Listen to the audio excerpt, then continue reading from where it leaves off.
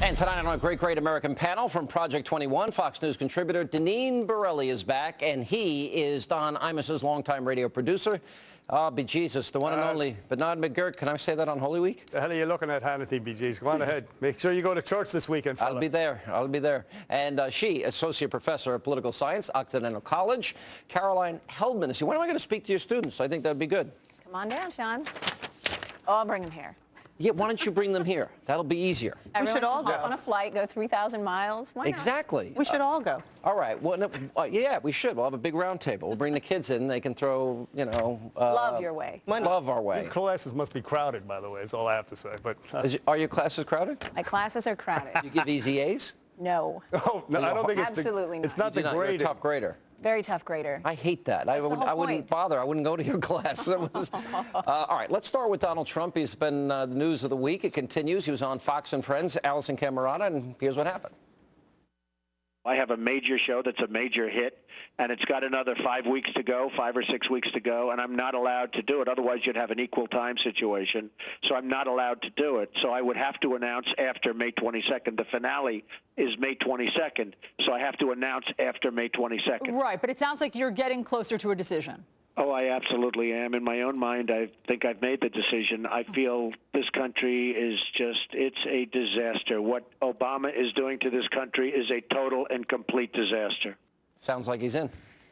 It does sound like he's in, and it sounds like he's promoting a show, and I actually think that he's being underestimated because he feels a little bit like a used car salesman, but he is doing something really smart, which is appealing to middle class, working class people. He's going to get some of these, you know, Reagan Democrats on his side. He's also appealing to birthers because, what is it, 48% in Iowa believe that the birther myth. Yeah. So he's being underestimated in this, I think. Oh, she snuck in birther myth there. She is not a believer. Well, he used the birther thing to get attention. He was clever. He got it. And he's speaking common sense, blunt talk, you know, the whole thing in the Middle East. We spent $1.5 trillion on 2 stupid wars and all of that stuff. And people are sick of that. But also, to me, he's exposing the cowardice on the left. For example, they're fairly silent.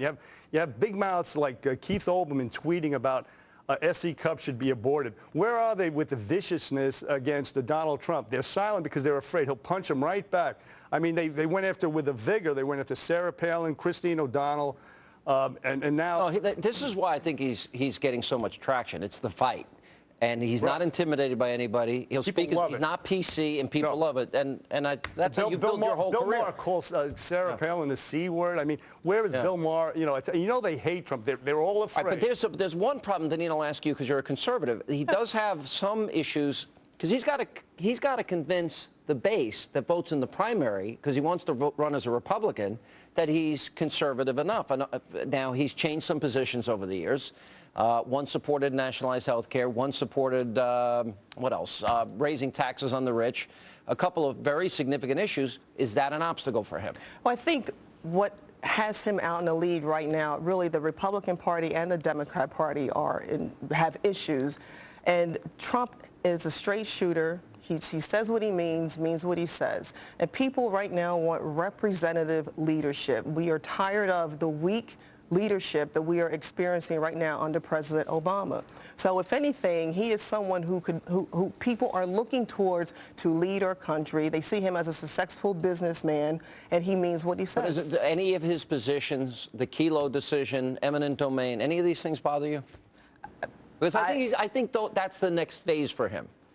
Like, for example, I think the toughest question Mitt Romney's going to have to answer is on Romney Care. Romney Care. I think Newt Gingrich, maybe some of the toughest questions are personal. I think every candidate has, you know, Mike Huckabee, it's going to be pardons and paroles. So every candidate's going to have a tough question. Obama won't get a question about Bill Ayers, my own personal pet peeve.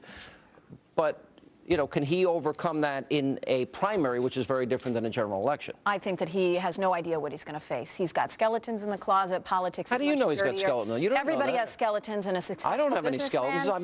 A successful businessman. You have skeletons in your closet? I have plenty of them, so many I don't run. I'm smart enough, but What Trump are is they? not smart enough to not run. Well, like the skeleton. If he had skeletons, he wouldn't be putting himself out there like this. He does have some policy problems, but the thing is, he's saying the right things right now, common sense things. You see, no, I think this is it. He's pointing out, I think this is the best message he's got, that America is in decline. It's not what we want to hear, but it's unnecessarily in decline. This country should be number one. You know, I love the fact that he said, it's embarrassing when we put up a $40 tent in the back of the White House when we have a state dinner. He's right. But listen, our current president bowing to leaders around the country, doing the apology America's tour. arrogant. Yes, and then also look at the gas prices that we are experiencing right now. There's no reason why we should be looking at $6, $7, possibly $7 a gallon of gasoline. With the moratorium in the Gulf that we had, that could have been taken care of by If that happens, drilling permits. Obama loses. $6 a gallon. He's gasoline. losing now. He's losing. I agree with you. This is what's That's resonating. unlikely to Seize happen, the oil fields and get some of that money back. This is But what's that's not what's resonating. happening. Why don't, I've said this for years, why don't the Iraqis pay for their own? Right, exactly. You know, It's common sense, independence. and nobody else is saying it. Even the Republicans, the How about Ryan $1 million plan. for every American family that lost a Absolutely loved one? right. Absolutely right. For a bunch of ingrates, by the way, there are no memorials to the dead soldiers in Iraq. Right. The Iranians are going to come in and get that oil, and he's saying, let's get it now while we can. Hang How on, can we we'll grow our come back. economy? Yeah. Greta Van Susteren.